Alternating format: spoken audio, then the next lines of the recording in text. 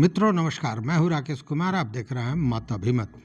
मित्रों, एनडीए ने आज अपना घोषणा पत्र जारी कर दिया और घोषणा पत्र में बहुत सी बातें कही गई हैं और एक जो वर्ग है पत्रकारों का या दूसरा कहें कि राजनीतिक विश्लेषकों का, उन लोगों का कहना है कि जो घोषणा पत्र एनडीए का आया है उसमें एक तरह से कहें कि महागठबंधन के घोषणा पत्र में जो वायदे किए गए हैं, जो बातें कही गई हैं, उसी का काट दिया गया है। जबकि भाजपा ने जिन मुद्दों को लेकर शुरुआत की थी चुनाव की, वो मुद्दे गौण हो गए हैं, उस पर भी बात करेंगे। लेकिन महागठबंधन ने 2 दिन पहले जो घोषणा पत्र जारी की, उसमें तेजस्वी यादव ने एक ऐसा छक्का मारा जो बाउंड्री के पार चला गया है और एनडीए के साथ जनसुराज भी अब सकते में है कि यह बड़ा छक्का एक बड़े वर्ग को, मतदाताओं को प्रभावित करने वाला है, जो तेजस्वी यादव के पक्ष में जाएंगे। यह मामला क्या है, इस बात को समझने की ज़रूरत है।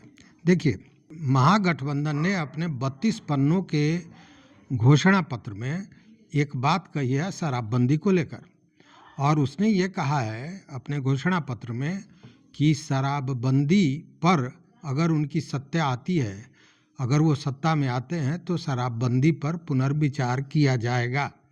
साथ में यह भी कहा है कि इस कानून के उल्लंघन को लेकर जितने भी लोग जेल में हैं, गिरफ्तार हैं, उन पर कार्रवाइयाँ हुई हैं, उनमें से 85% ऐसे हैं जो या तो दलित समुदाय से आते हैं, ईबीसी ओबीसी से आते हैं, या गरीब हैं।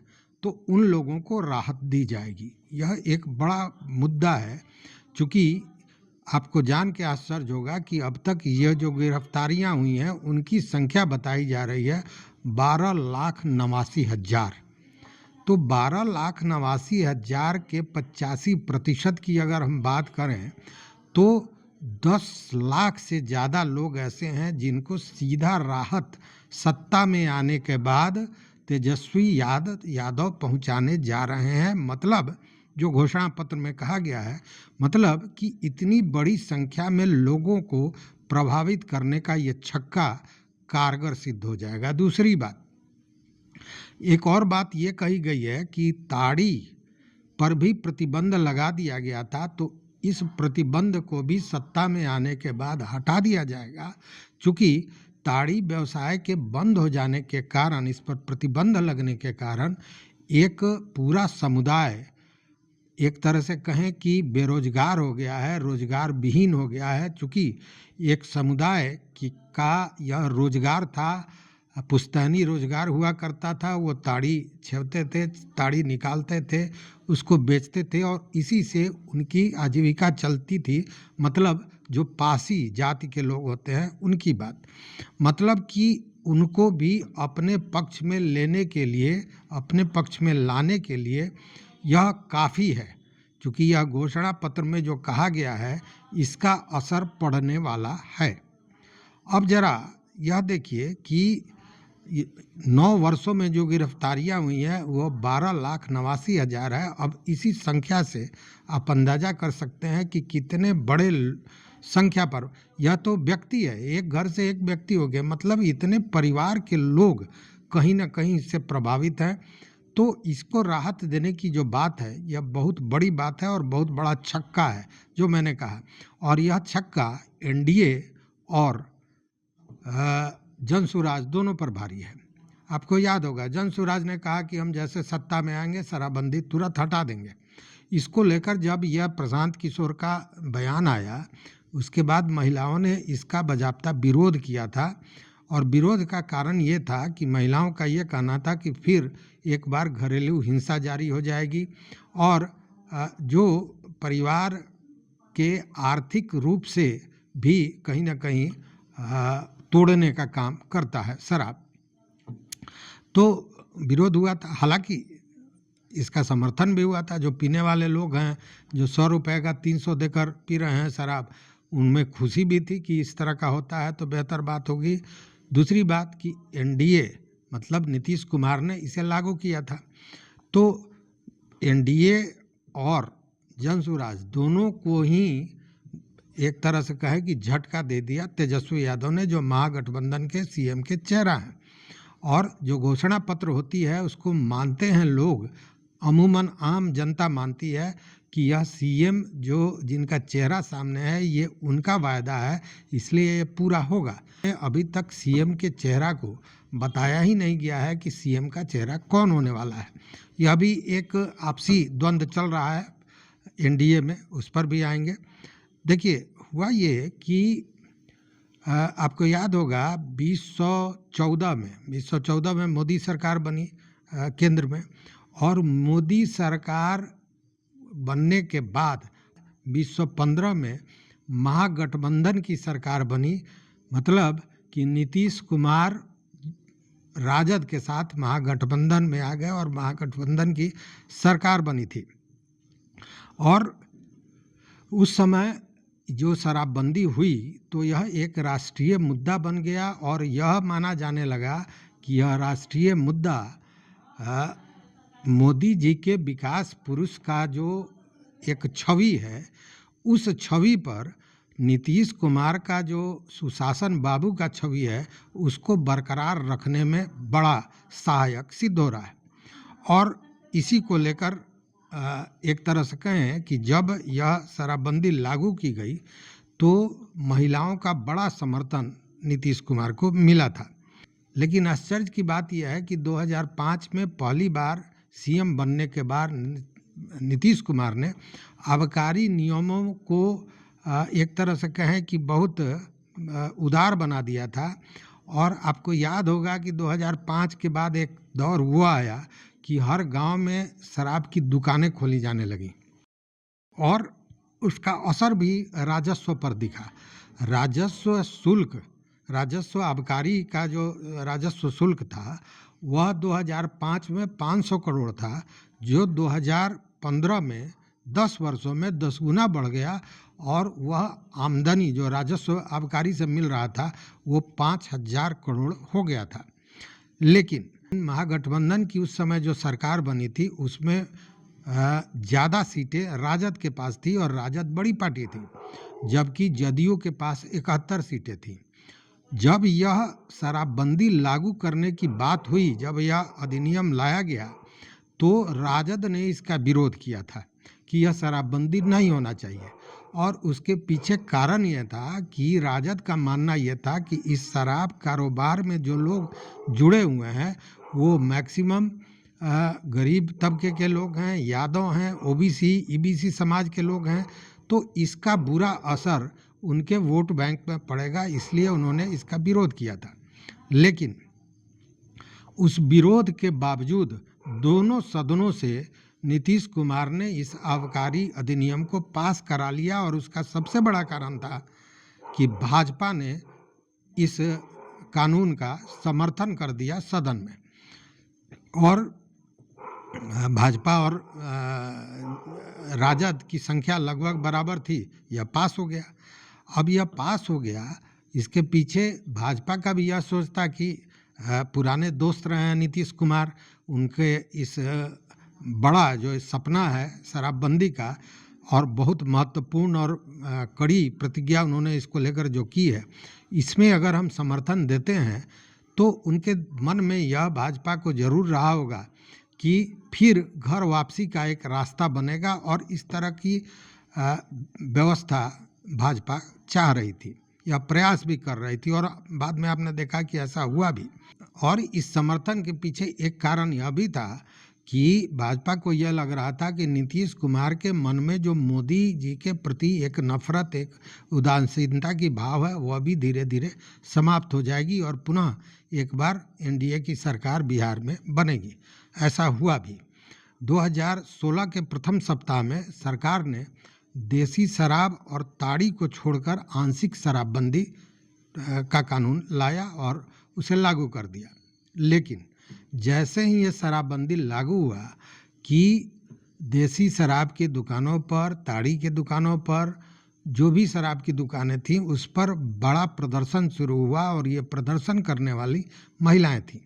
महिलाओं का ये मानना था कि यह पूर्ण रूप से इसको बंद किया जाए, चूँकि देसी शराब खासकर गरीब तबके के लोग पीते हैं, उनकी आर्थिक स्थिति खराब होती है और घरेलू हिंसा का भी मामला वहाँ बनता है।